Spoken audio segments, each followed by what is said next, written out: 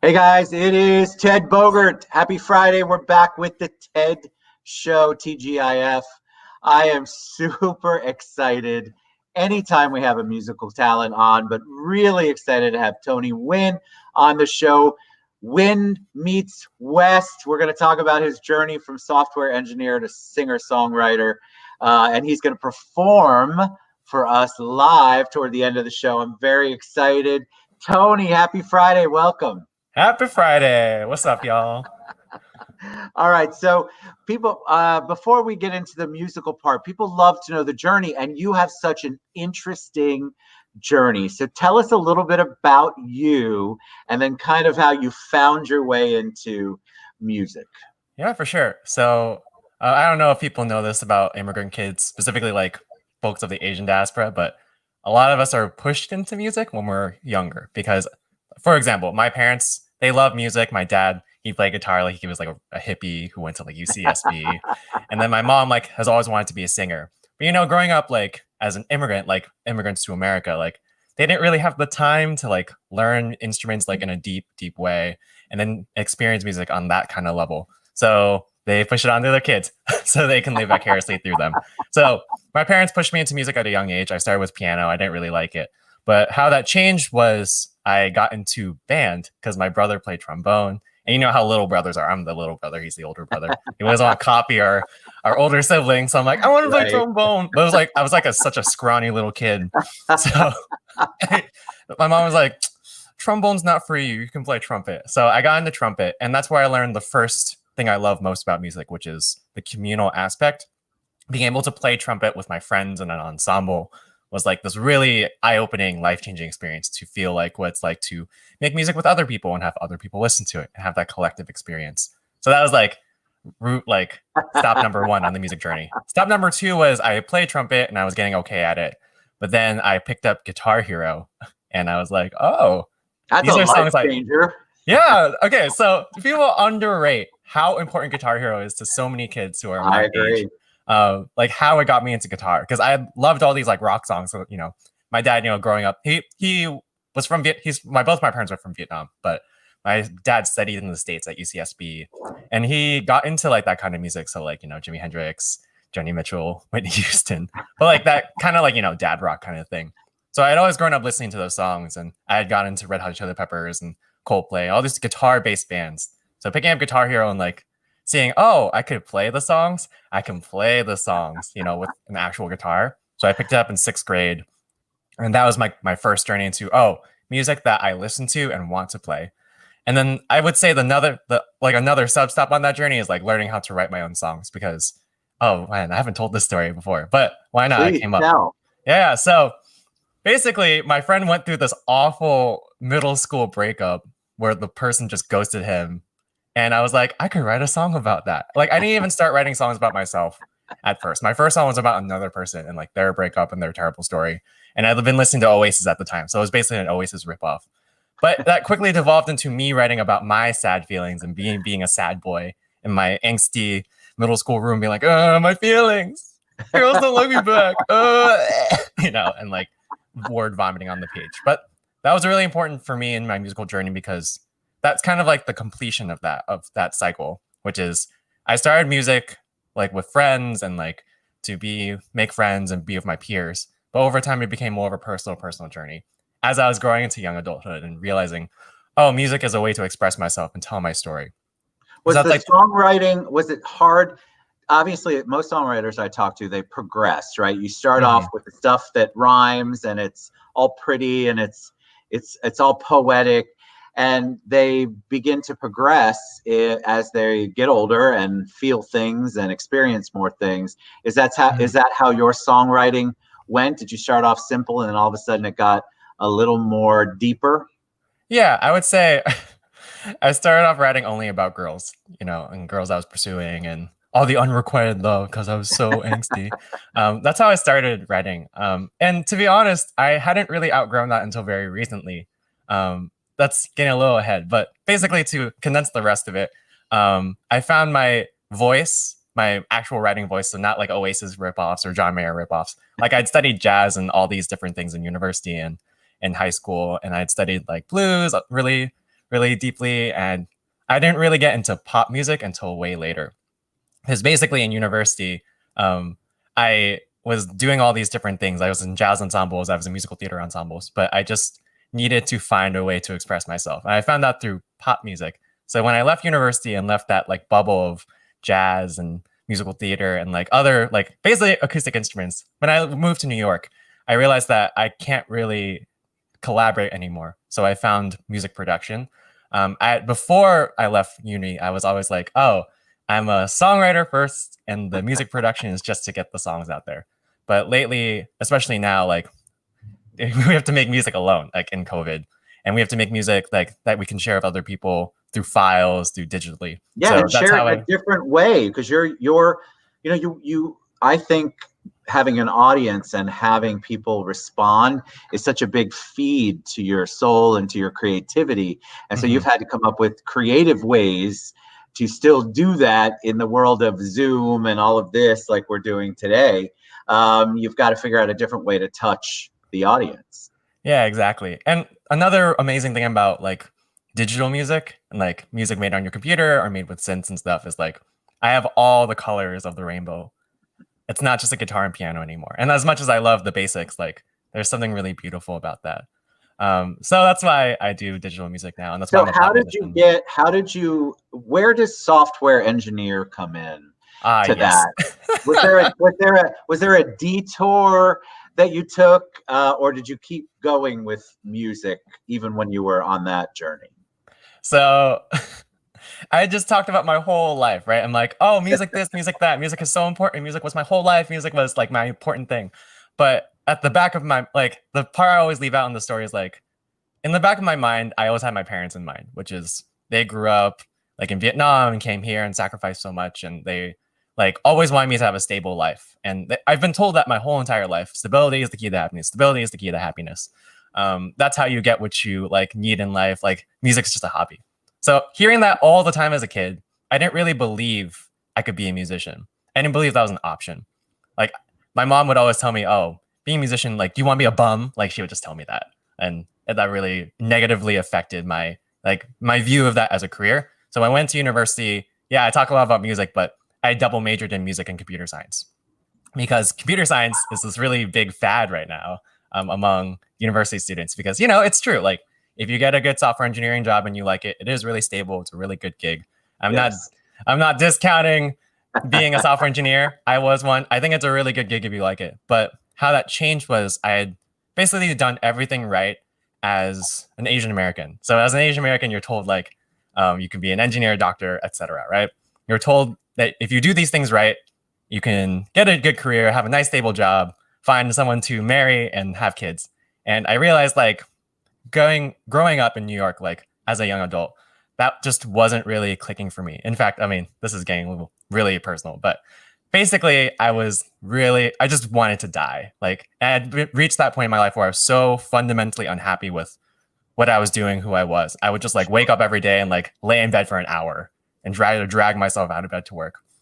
And that was the turning point of like, oh, this isn't working anymore. And I need to do something different. I have to change. And that's why I realized my whole life I've wanted to do music, but didn't let myself go there. Like I didn't feel like I deserved to be a musician. I didn't think I could be an artist. I didn't think people would listen to my music. I didn't think any of this stuff. But I just realized at that point there's nothing to lose. So I just did it. I made a plan. I quit. I saved money. And then here I am a year later, like making Isn't a it? living. It's So, such. First of all, thank you for sharing that part, because I believe there's a lot of people out there like you that were feeling, no matter what their career choices are, we're feeling like I just don't want to go on. There's nothing about my life that I find interesting or stimulating. And so you go through this period of going, what am I doing? Why am I doing this? And then it becomes a depression or an anxiety or a combination of all of the above. And it's very hard to dig yourself out. But you're a prime example of how you can dig yourself mhm, out, how you can, because it all goes back to your purpose. It goes back to what motivates you, which obviously music mhm. is the number one thread in your entire fabric of who you are and what you want to do. Exactly. And moreover, I feel like I've learned so much for being it. I've only been at this for a year. So I've learned so much in just the course of a year of like what it's like to be not only a musician, but also an artist. Because when I left my job, I was still in that mindset of, oh, I need stability. I was like, I'm going to be a songwriter. I'm going to be a producer. I'm going to work with other artists. That's my primary means of income, my primary purpose, that's it. But as I've like become into myself and like figure out the music I want to make and the stories I want to tell, I've realized like, yeah, that's going to be important. I love working with other artists. That's great. Yes. But being an artist is also important to me, and it is important to those in my community because so some other background about me, like I also run a songwriting group for other Asian Americans, and seeing like how my peers are affected by me being so open about my career journey, about my mental health issues, and about like how the struggles and the triumphs, and opening up that channel of knowledge to allow others to imagine themselves in that way. And I think as an artist, that's what's really, really important to me.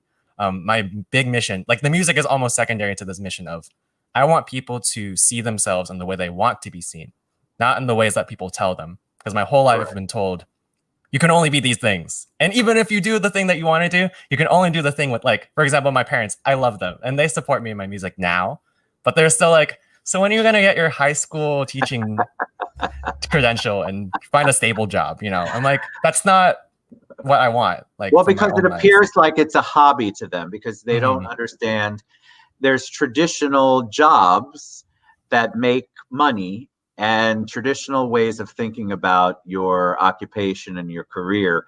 And music is usually the one that parents go, you know how hard that is? Do you know how difficult that is to make money? It comes from a place I know of, because I have 3 kids, of like, you're worried about them.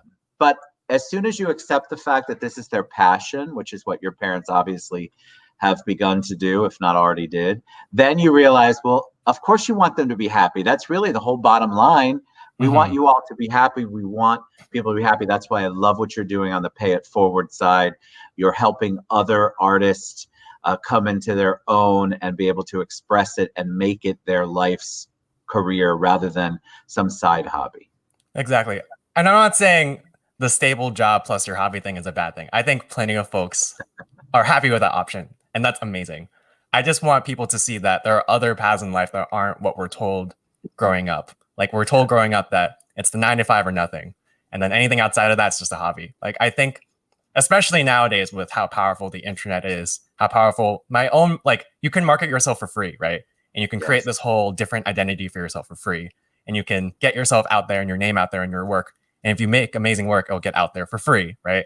I think there's a lot of power in that to build your own kind of career and build your own kind of lifestyle that you want. Because a big reason why I love being a freelancer, love being a musician, is that I get to make my own schedule, create my own life on my terms. Whereas I didn't, like I said, like I was dragging myself out of bed for someone else's schedule when I was in like, when I was working as a software engineer. That's not what I wanted out of my life. And I don't think that's the option for everybody. So many people do that though. They drag themselves out of bed. They're existing rather than living because they've probably been told, like you were, this is your steady job, so it pays the bills, but it doesn't fulfill you.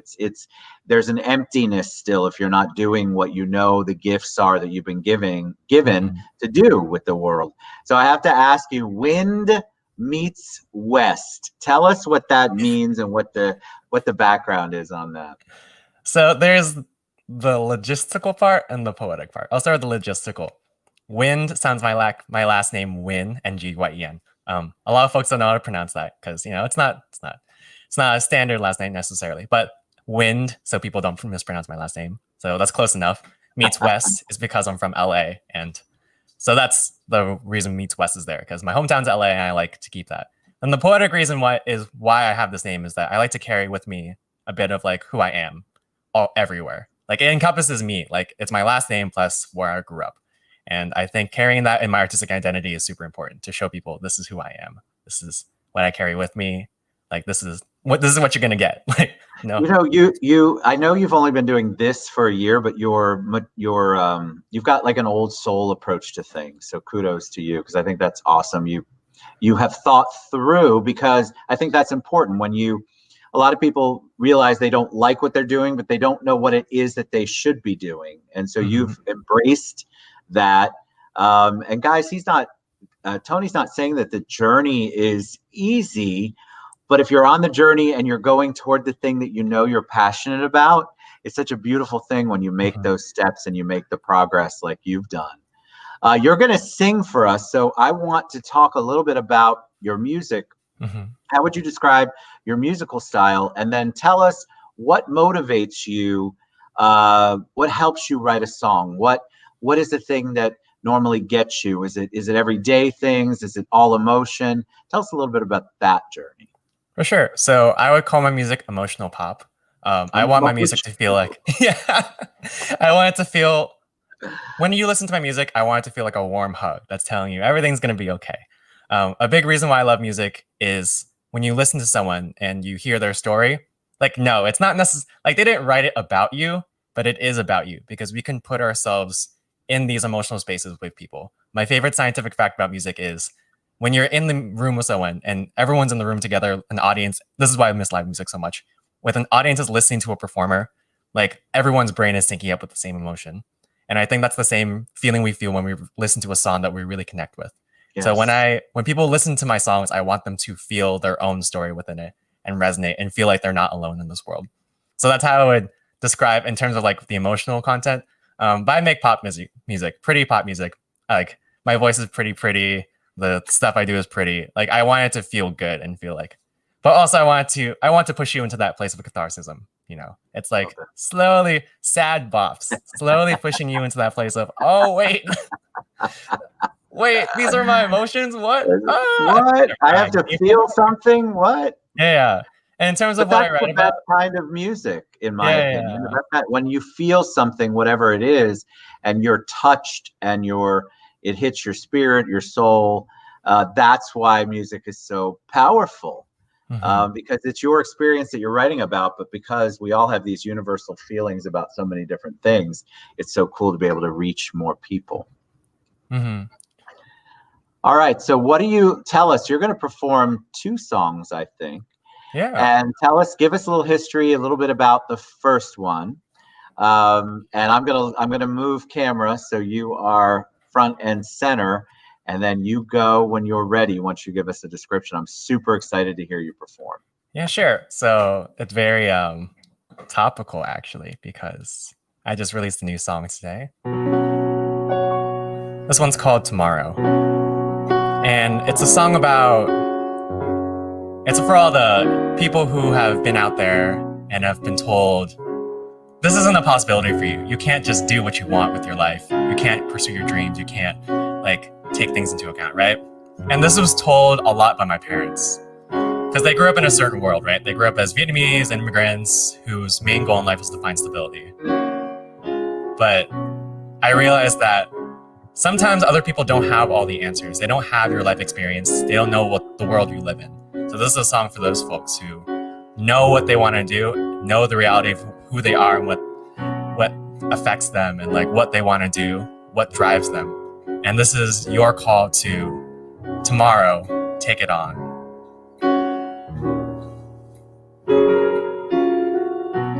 My life's more than just a bank account, more than all my self-doubt. It's high before crashing down. When I wake up in the afternoon, feeling trapped inside my bedroom, I don't know what to do. The dream my parents have for me doesn't fit what I believe. There's so much more to see. All the possibilities on the road ahead of me. 'Cause one day you'll see, tomorrow will be the day.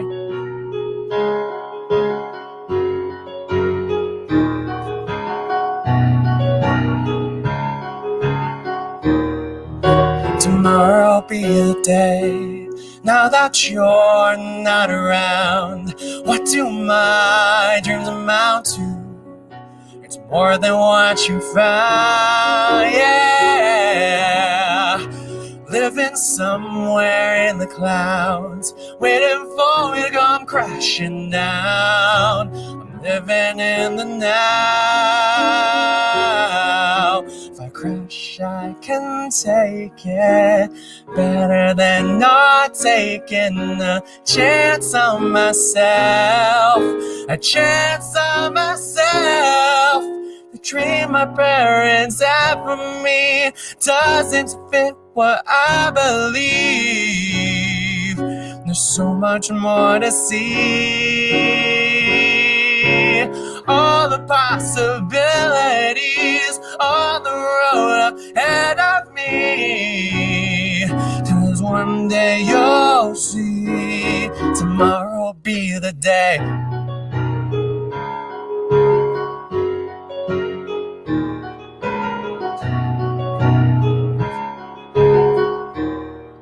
Tomorrow will be the day.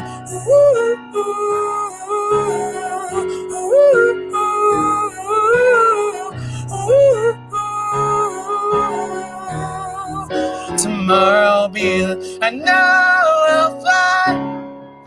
I know I'll be alright. I know I'll fly. I know I'll be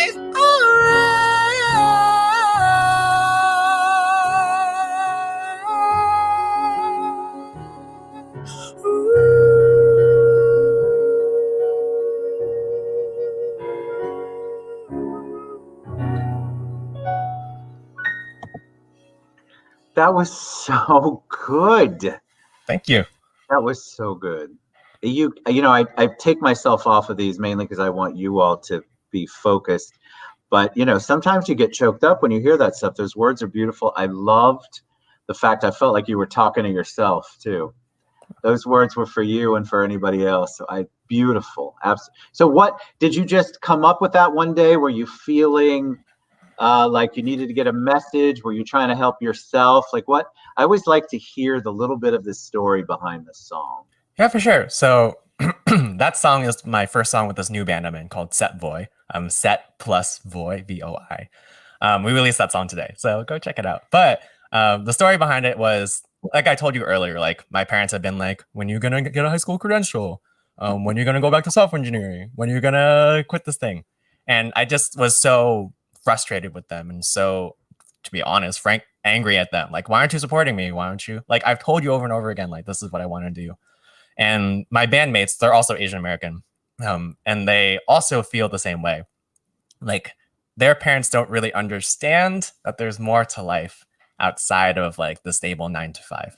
Yes. But talking with them more and like realizing that in my like privilege of being a child of immigrants rather than being the immigrant who came here, like I have the privilege as like from their sacrifices to actualize myself and like actually go after my dreams. Whereas their main focus was survival, stability, providing this life for their kids. And this song is me reckoning with that. Like, yes, like there are things they don't know.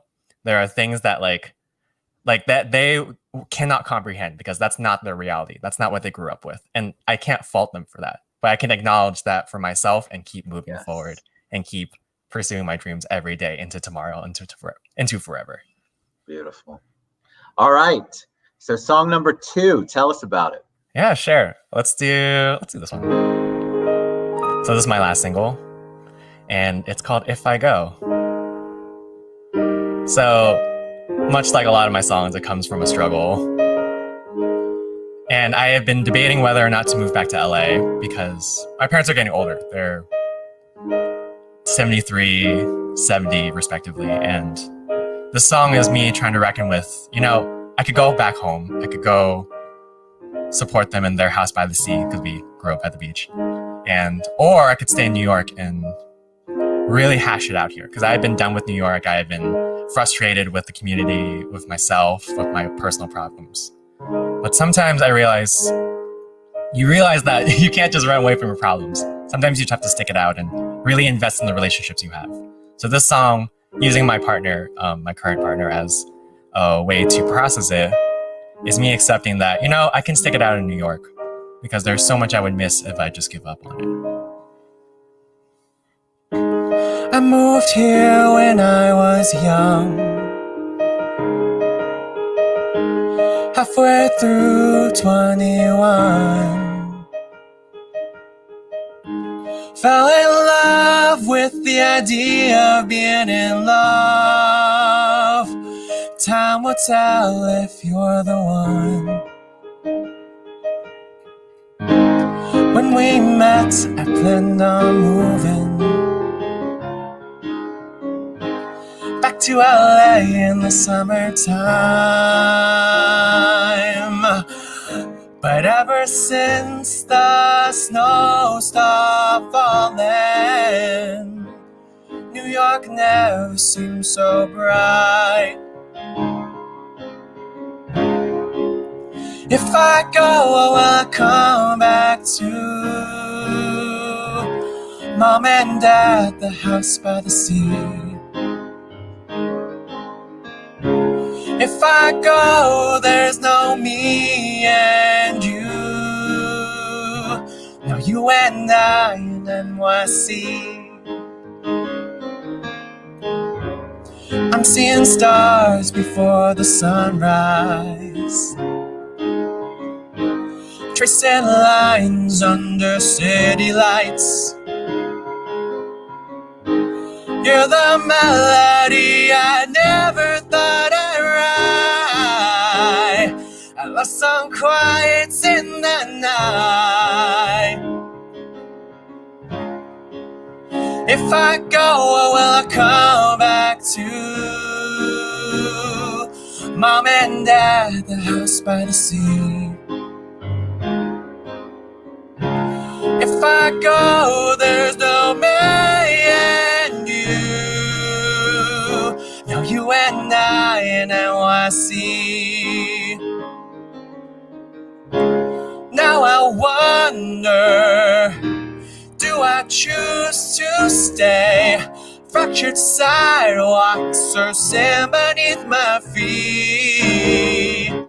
Mom and Dad are miles and miles away, but New York, I choose this family.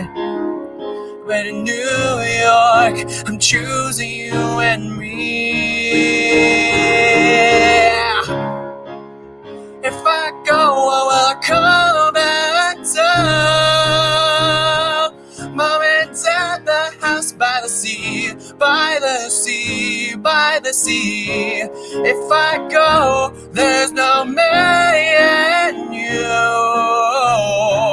No, you and I in NYC.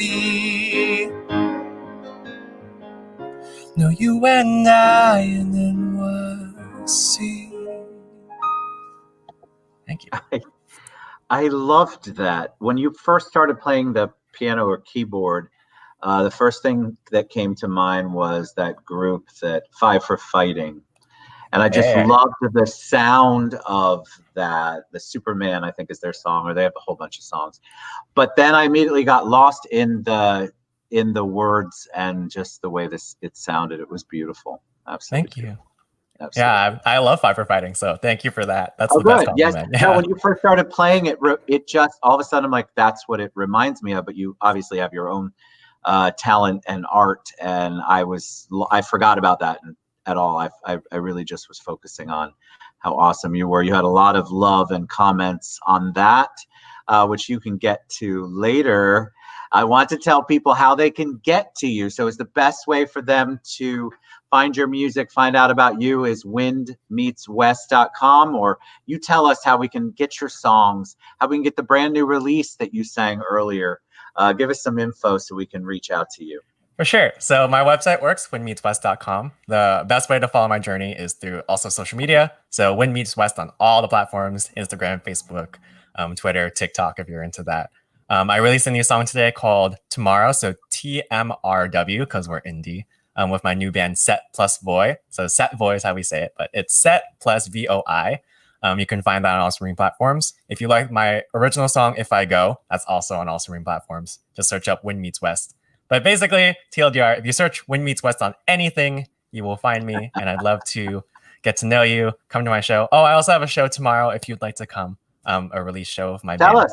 Yeah, for sure. I can link in the comments, but I have a release show tomorrow with my band. It's on Facebook. There's a Facebook event. You can find it also if you just go to either my website or my social media platforms. That's the best way to find it. Oh, can I type it? Yeah, please do. How do I do that actually? You go into the chat, or you know what? You can, Steve, he'll post it afterward. It's easier for you to do it right after. Yeah, I'll do it right after. So I'll post all this information in the comments down below. Fantastic. You're a joy. Thank you so much for coming on and sharing your heart and soul with us. I loved absolutely every second of it. It's www.windmeetswest.com, Steve. And anybody else who's looking, it's scrolling across the bottom there if you need it. Thank you for coming on. I really, really loved that, Tony. And I want you to come back anytime. Next time you have a release or you want to promote, I'd love to hear you sing anytime. You're awesome. Thanks for having me. This was amazing. You're a great interviewer, and thanks for all y'all for tuning in. I hope you have a lovely day. Everybody have a great day. Have fun in Brooklyn. All right, guys. Tony Nguyen, reach out to him. windmeetswest.com. Get those singles that he just performed with his heart and soul. Have a great Friday, my friend. Thank you, Tony. Bye-bye.